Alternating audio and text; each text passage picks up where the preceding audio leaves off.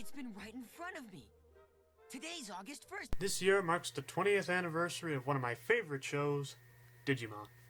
To pay my homage, I'm going to do a review of each season. This will be seasons 1 through 6. I only watched the dubs, so I haven't seen any of season 7. And also, for simplicity's sake, I will be skipping Try, because I've already kind of did a few videos on that already. Along with the reviews, I will also be telling of my personal story as to how I came across each season, as well as my initial reactions. Or at least as well as I can remember my initial reaction. So without further ado, let's start at the beginning. I was one of the kids with basic cable, and I mean basic. The most I ever really had was 20 stations, and that's even a little high. As such, the idea of Nickelodeon and Cartoon Network was only something I had when I went to my grandparents' house about 3 times a year. With this, I relied on PBS and Saturday morning cartoons for my entertainment. A friend I had at school informed me about this new show coming up. I believe they called it Digimon. I was excited. Then I asked, wait, what station is it on? They said it would be premiering on Fox. That was a station that I had on my list, so I gave it a go. I distinctly remember it was on at 7 o'clock in the morning, and for the first few episodes, I was quite entertained. I will not reveal my exact age, but let's just say I was really young at the time when I first saw Digimon. As such, a long, continuing story was just beyond my comprehension. Plus, I wanted to sleep in on Saturdays, so I went over to Kids WB where they had Pokemon at 8 o'clock, I believe it was. Had fun for a little bit, but then got bored with it. I was occasionally tempted with Yu-Gi-Oh!, which I think was on at 9, but I didn't really stick to it that long. Years later, neither station would do Saturday morning cartoons anymore. It was about this time at my grandparents' house I became acquainted with Avatar: The Last Airbender. By this time, I was old enough to be able to handle a long, continuing story, though it was very hard to follow with how infrequently I could watch it. Years later had passed, and I was very interested in getting back in the Digimon again. The only problem is, I could not remember what the name of the show was. So often I would just kind of ask in passing, hey, do you know of this one show? It's like Pokemon, but not? Obviously I didn't get anywhere with that question. That was all I can remember about Digimon. Then, it was about the year 2012, more or less, when I finally got the answer I wanted. A friend said, "Are you talking about Digimon?" And I just kind of went, maybe. Shortly before this, I got the Netflix service, something I was pretty opposed to since I was a pretty big fan of Blockbuster. Anyway, that night I looked it up. D-I-G-I... there it is, Digimon. 2 seasons, 104 episodes. I guess it wasn't popular enough to make more seasons like Pokemon did. Well, let's try it. And so it begins. Quite a fitting title.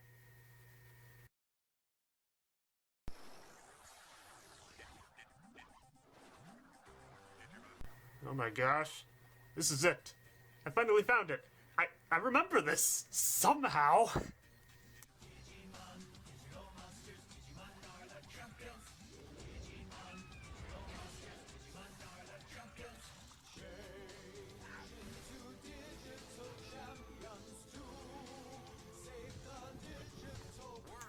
Needless to say, from that day on, I was hooked.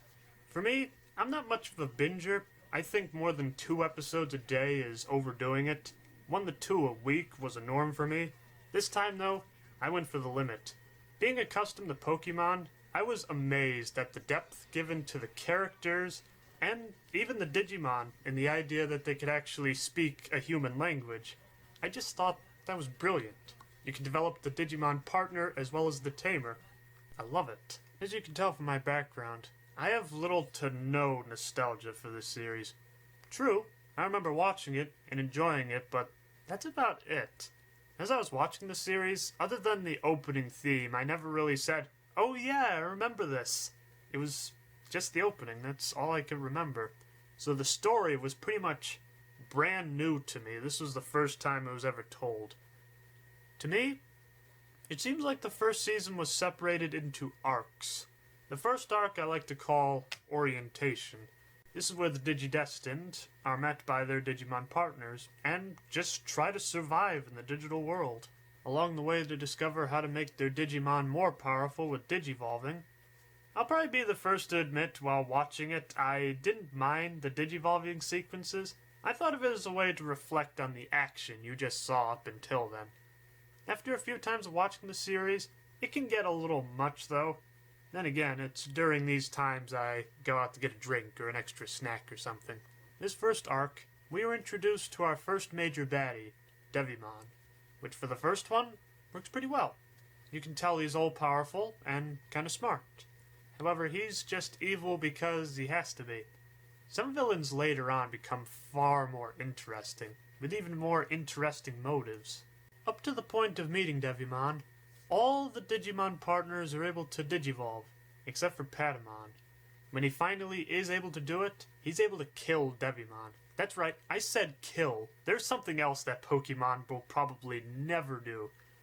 In fact, I like the idea that killing off a villain is never really done in cold blood. It's done to eliminate a pure evil that makes the world that much better without him. In the second arc, we are introduced to Genai, or I guess some people pronounce him Genai. I'm not really sure how that worked out. He's an all-knowing sage who asks for their help. His place of residence is being plagued by Etemon, a Elvis impersonating Mon in a monkey costume. Remember when I said the villains got more interesting later on? This is a pretty good case, actually. One of the obstacles that the Digidestined faced is that Etemon is more powerful than Devimon ever was. So to even the playing field a little bit, Genai reveals the location of tags and crests, which allow the Digimon to digivolve into the ultimate level, as they call it. Seeing how powerful the champion forms were, they would be unstoppable. Tai is the first to find his tag and crest, and considers it his responsibility to become the first to digivolve into the ultimate level. He is successful. The only problem is, he is pure evil and out of control. After his power runs out, Tai's Digimon then goes back to the in-training form, Koromon. As a quick side note, I love the idea that this puts a strain on Tai and Koromon's relationship. Tai obviously feels guilty for turning his best friend into an evil monster, and Koromon is wondering, is he really the best person to be taking care of me? This is ultimately resolved in one pretty crucial episode, and then the relationship becomes even stronger than ever before. Much like how Patamon was the last one to be able to digivolve in the first story arc, it is Sora who is the last to be able to find her tag and crest. Unfortunately, it is right under the hideout of Etemon. The Digidestined try to sneak in and pick this up quickly. However, a major battle ensues, and I just find it ridiculous, maybe it's just the 8-year-old in me, that Etemon can just throw miniature black holes. Yeah, that's just ridiculous. You wouldn't think that kind of power would come from this Digimon, but it just makes you want to laugh in amazement. There is one last final showdown between Etemon and the Digidestined. Luckily, Tai is able to harness the power of the crest, and Koromon is able to digivolve into the proper level, Metal Greymon. Ultimately, it's Metal Greymon that defeats this Etemon once and for all. After this, though, there is a small hole that rips through dimensions, sending Tai and Metal Greymon into the real world. That might have been something I should have mentioned before, is that in Pokemon, the Pokemon and humans both live in the same world. In this universe, the Digimon and the humans live in two separate universes. It's at this point I want to note, I'm pretty happy that I saw this on Netflix because I could not imagine what it'd have been like to have to watch only one episode a week. For me, I feel like each season has a point where you just can't put down the series. And for me, that episode was at this point. From here, we have a very distinct episode from the rest of the series. Seems kind of laid back, but there's just some sort of evil hanging in the background. You may even notice that the coloring is even a little different. We find that Tai is the only one that made it back to the real world. Somehow, Izzy is able to contact him. It's interesting to note that there is a later episode that shows Izzy making this call. However, he sounds very bored and uninterested compared to what he's saying here. Wherever you may be, don't come back here! Don't bother coming back to the Digiworld, Ty. You'll just clutter up the universe. Ty must travel back to the digital world to save the rest of the gang. While in the real world, though, we see other Digimon that are there as well, but not completely there, almost ghostly-like. A rift opens up, and Ty goes back into the digital world. We find that the rest of the Digidestined all went their separate ways when Ty left. It appears that he was the glue that held the team together, and once again, he is able to bring them all back where they belong.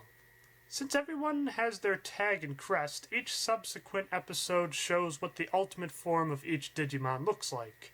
During this time, we are introduced to our new baddie, an evil vampire known as Myotismon.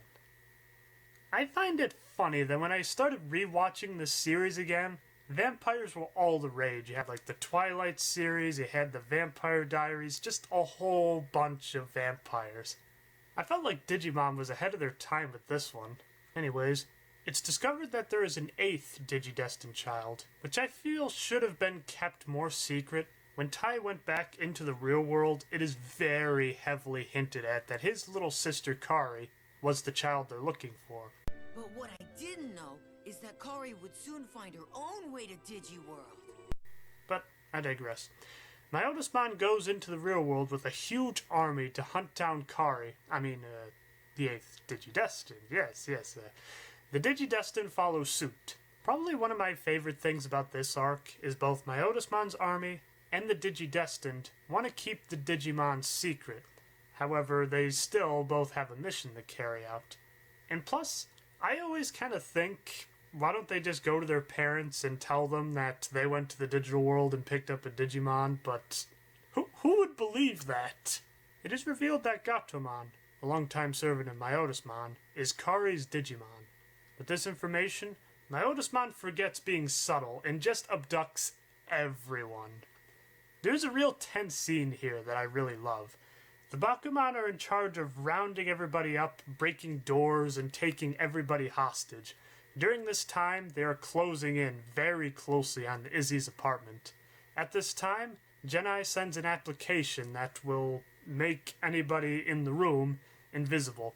Izzy's parents break into his room and they're saying, "No, we gotta go." And Izzy's just like, "No, I almost got the thing downloaded." And so it's back and forth and back and forth. And then the dad steps in. He basically says, "They know a lot more about these creatures than we do. Give the boy a chance." So the thing downloads, and not a moment too soon, the door comes crashing in. And both the parents and Bakumon stare at each other.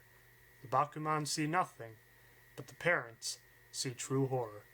With the room being what seems to be empty, they leave. In seeing all the suffering, Kari just can't take it anymore, and he turns herself in to save all these poor people. A great battle ensues to get her back. During the battle, a great blast is sent toward Gatomon. Her best friend steps in front to stop the blast, but it ends up killing him in the process. There's another thing Pokemon doesn't really deal with. Death. There was that one Charmander episode, but he didn't actually die like he did here. The pacing and the sound of this scene really makes the moment sink in. It's a crushing blow, but it's used for fuel to finally get rid of this Myotismon once and for all.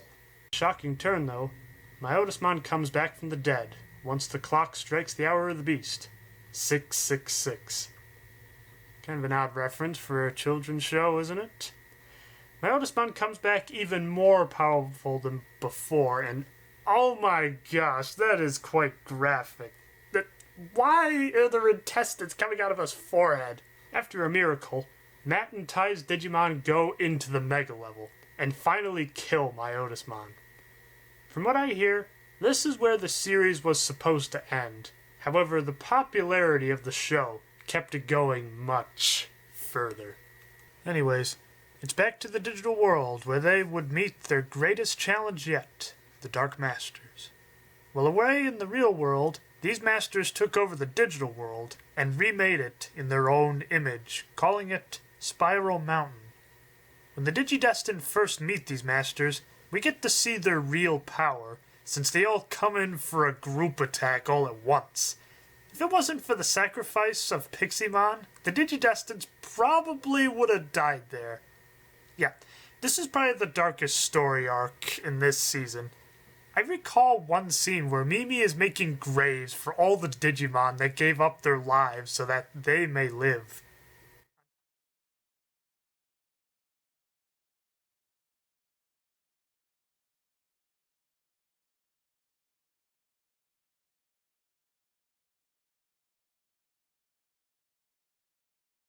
On top of this, we see the primary village has been destroyed.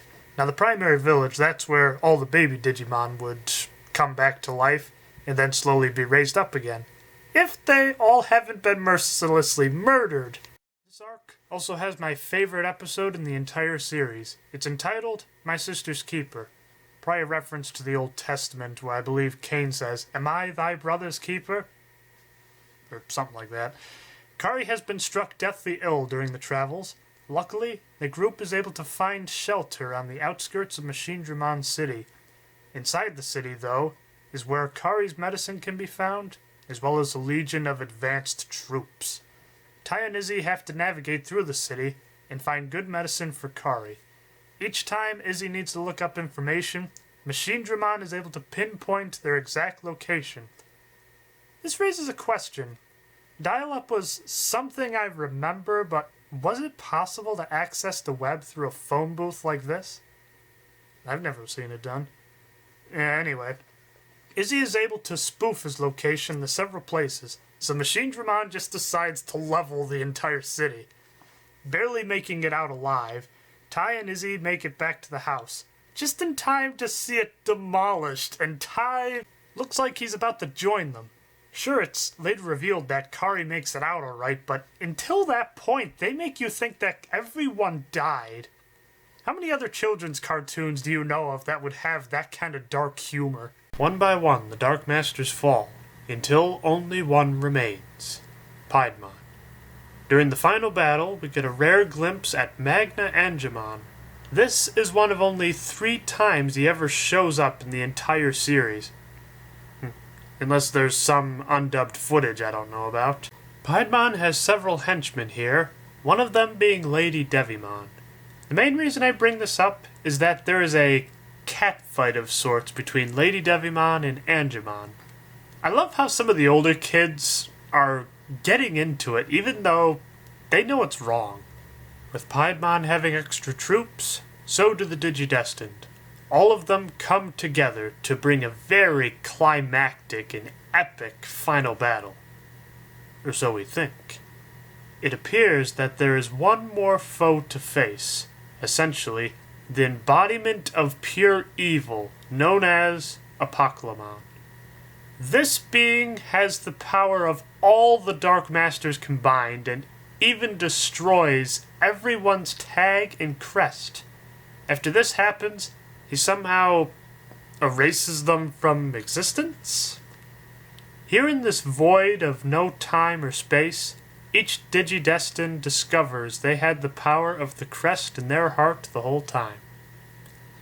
Yeah, that's kinda corny, but it's better than Dorothy needed to wait for Glinda to tell her how to use the ruby slippers. And that's the Wizard of Oz, if you don't know what I'm talking about. Somehow, they come back into existence, and I'm not gonna lie, I'm not really sure how that happens either way. Battle is on, and it would appear that the Digidestined are winning. However, Apocalymon uses his final attack, turning his body into a bomb that would not only destroy the digital world, but also the real world. Were the stakes ever this high in Pokemon? I mean, ever? This attack is contained within the power of all the Digidestined's Digivices. Once again, I'm not questioning the logic. With Apocalymon gone, the digital world is born again, leaving the Digidestined and the Digimon to bask in their great glory. This doesn't last for very long, though. The barrier between the real world and the digital world is closing fast. Everyone will have to say goodbye to perhaps their best friend. Out of all of them, I feel Palmon's and Mimi's goodbye is the most emotional. Palmon doesn't want to say goodbye, so she hides from Mimi. Time is running out, and everyone has to go. Up until the very end, Mimi is determined to say goodbye to her best friend. But ultimately, she has to leave. Just as the trolley pulls away, a familiar voice breaks in. Palmon and all the other Digimon are outside, waving goodbye, one last time. At the very end of it, we are left with the promise that the digital gate will open once again. Hopefully, they will not be too old to actually remember all their great adventures they had that one faithful summer. So, that's season 1. For a while, this was my favorite. It's a great start to introduce new fans to the concept of Digimon, with great compelling stories, interesting characters, and pretty good animation, I'd say. I feel good storytelling can forgive bad animation, so it could be possible that maybe I'm looking past that, but I don't need everything to be an animation masterpiece. For me, I'm just a sucker for a traditional 2D animation any day. Well, I did mention at the beginning of this video, I would be reviewing all the seasons. I may do it differently than how I did it here. This video not only took a while to edit, but the footage I was editing and the video editor I had is prone to a lot of crashing. So it took about twice as long as some of the other videos I've did of this scale. I'll see what I can do for the next one, but I hope you'll join me for Season 2. A bit of a missed opportunity in my opinion, but a really good continuation of the story.